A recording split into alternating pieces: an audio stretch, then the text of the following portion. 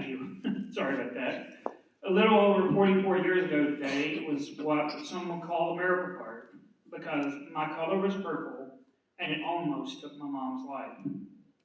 Especially since back then they didn't have the technology that they have today. As I grew up, I thought I was a normal kid.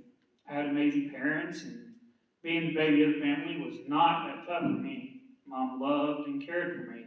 She watched over me, and I usually got my way, including all the toys I wanted.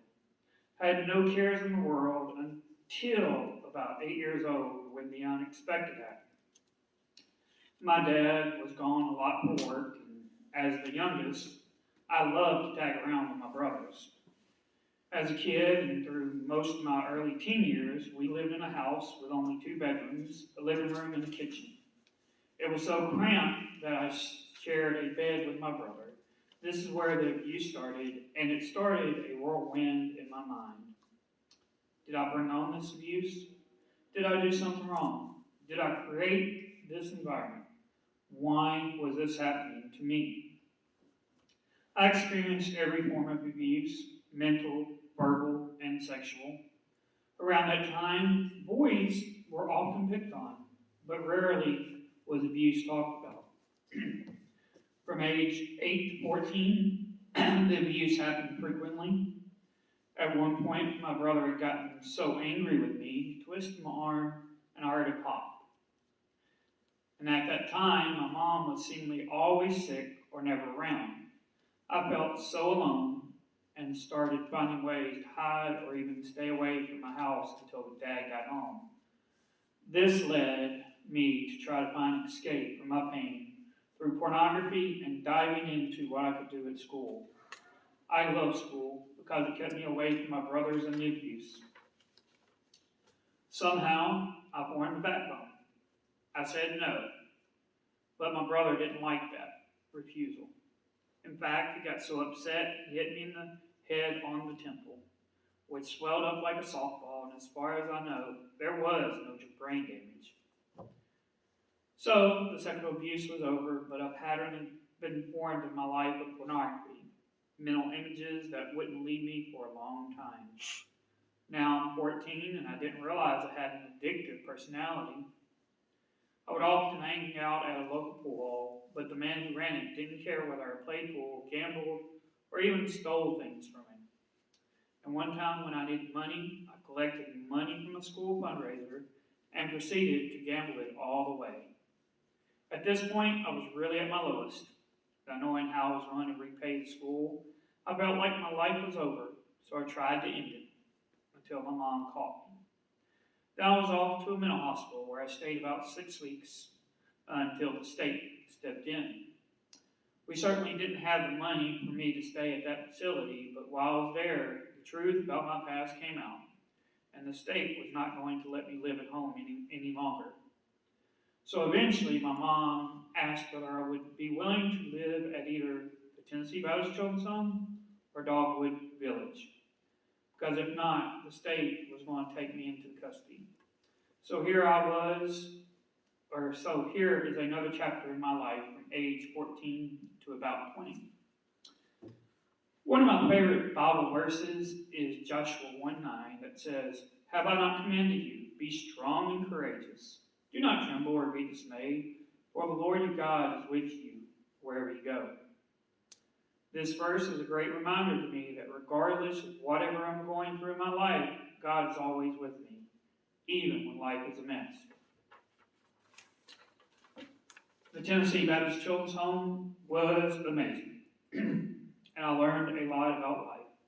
Virtually every day and any time I would see him, there was a man named Mark there who reinforced to all of his kids this idea of being a champion.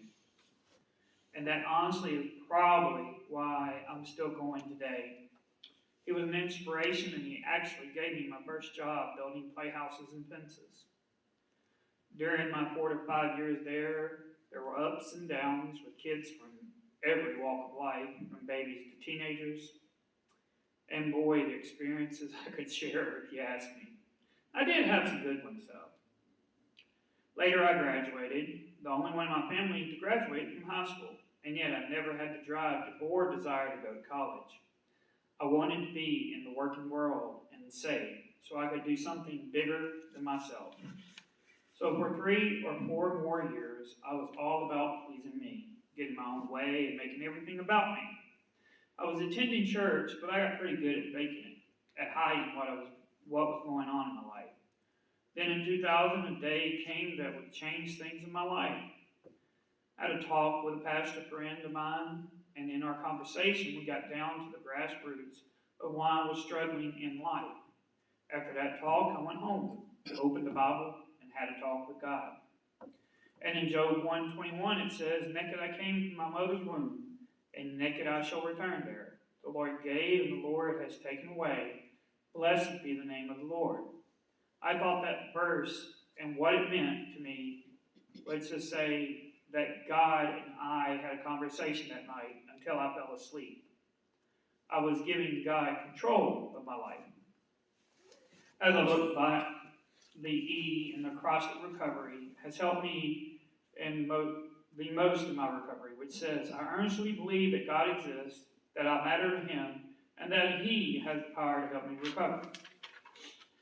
The beatitude that goes along with this is, "Happy are those who mourn, for they shall be comforted," Matthew 5:4. As I think about this verse, I'm reminded every time that God is a vital part of my recovery. 2000, and so in the year 2000, by giving God control, it started a series of blessings in my life. A couple months later, I was able to be a part of the biggest college and singles event at that time. It was called One Day 2000.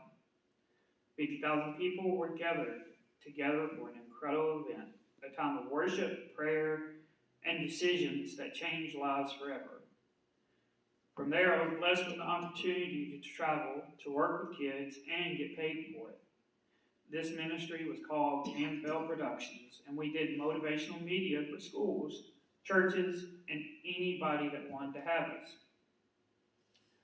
During this time, I got to travel to 30 states in 9 months and saw some interesting geography in this great country of ours. The unfortunate part for me was I left the company in 2001 because my mom had insisted she wanted to see me more often. From 2001 to 2005, I worked a variety of jobs. And then I found a church I would serve at for approximately 10 years. This church did a lot for me over the years and was a great blessing in many ways. At this point, I knew God was in control, but I honestly didn't have much of a relationship with His Son Jesus. So then comes 2005, a year I won't forget, because the question of that year for me became, "Why, God, would you take away my mother?" I really did not have a good relationship with my mother. At 27 years old, I didn't want to be around her much because my abusive brother and his wife were living with my mom and dad. So in March 2005, my mother passed away. I really didn't get to say anything to her, and that still bothers me to this day. I wish I could remember more about that year, but what I do remember was staying with different people, smoking, looking at porn, and viewing movies. In 2007, a new journey began, and I was not prepared for it. I met Born through the Loop, a ministry for college and young adults, and I was involved with in Memphis. For the next few years, Lauren and I dated off and on, and I worked various jobs until the end of 2008. Here's when my life starts to change. A dentist had told me he could pull my teeth for little to no charge, but I had no idea about the pain I was about to experience. There was no gas, but over 20 shots in the mouth to numb the pain. I still cringe when I think about hearing the dentist pull, break, crack, and remove 10 teeth from my mouth in less than an hour. Well, I wish I could say I had the smartest of friends because I just had dental surgery and I shouldn't have been traveling at all. But off we went to Gatlinburg for the New Year's Eve. And that was the day I got my teeth pulled.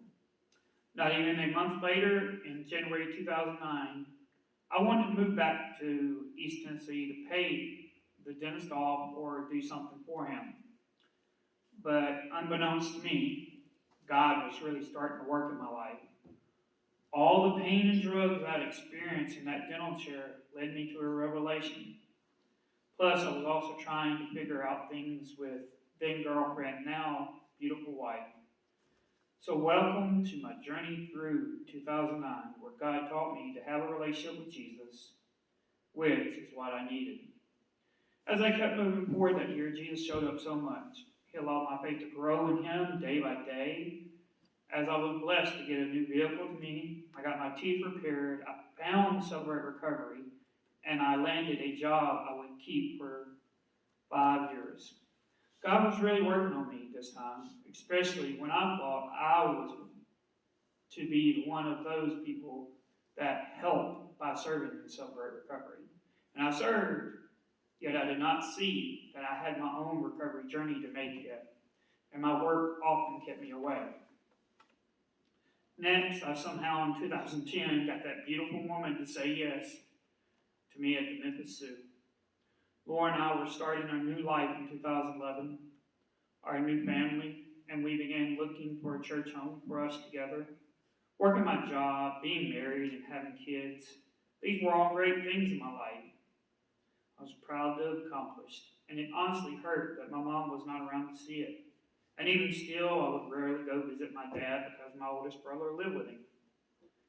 So now 2014 is here, and I've been journaling, married almost 4 years, and we're on our way to a new destination after living in Memphis for almost 36 years. My new home is Huntsville, Alabama. We had moved to Huntsville where most of Lauren's family lived. Living here was tough without the support of my friends and a group of people in Memphis that love me, knows me, and watched out for me. With all the change happening and my heightened anxiety, I found myself drawn back into my addiction to pornography, doing my best to hide it by wearing as many masks as I could. I got caught up in my addiction, which made me temporarily feel good, so I chose to do it more often. I made excuses, blaming anything that went wrong in my life as justification to do it more and more. That is when, in 2015, Lauren and I made the decision to find a church home, and we landed at Fresh Start. And the crazy part is they offered a Celebrate Recovery ministry. The leaders were awesome, the food was potluck, and the idea of having a forever family grew on me. So here I am, faced with choices and decisions to make about getting rid of pornography in my life and starting my own recovery journey. I became one of those people. Another Bible verse that has brought me continual encouragement is 2 Chronicles 7:14, which says, "If my people who are called by my name humble themselves and pray and seek my face and turn from their wicked ways, then I will hear from heaven. I will forgive their sin, and I will heal their land." I've had to learn to apply that in my life. I began participating in my first step study, and I've now been a part of 3 of them. My experience there has shown me that my relationship with Jesus is super important in my recovery. I know I can't do recovery alone, that real growth happens with the support of an accountability group and sponsor. God has also shown me through the step study process that I can be persistent. And when I get focused on a topic or group, I will complete it. Celebrate Recovery has helped me better understand myself, to recognize that I have an addiction, and the only way to overcome that addiction is to replace it with something new and healthy. Through CR, I've learned to prioritize my relationship with Jesus Christ as the center of all my relationships. He is the one who gives me the power to make changes and the strength to keep moving forward in my daily life. God has helped me to lose resentment I've felt towards others who have hurt me in the past. I'm learning to become less selfish and more selfless. And I'm thankful to be able to live that out in serving at Celebrate Recovery. I've become more motivated to be a better husband and father. And I've become more open to making changes as God shows me other areas of my life to work on in my recovery. I've had the privilege of serving at various Celebrate Recovery ministries, and now I serve at Essential Celebrate Recovery. I'm blessed to have grown a Port River family that is always there for me. With God's help and the support of my Port River family, I can overcome daily. As I close, please remember this. I battle with my issues and hang-ups on a daily basis. Get the chips and coins as needed and realize daily that without my relationship with Jesus and making it my highest priority, plus having the accountability of my forever family, I could not keep on this journey. So remember, keep coming back. It works if you work it, is a phrase I hope you adopt and believe in. Thanks for letting me share. All right.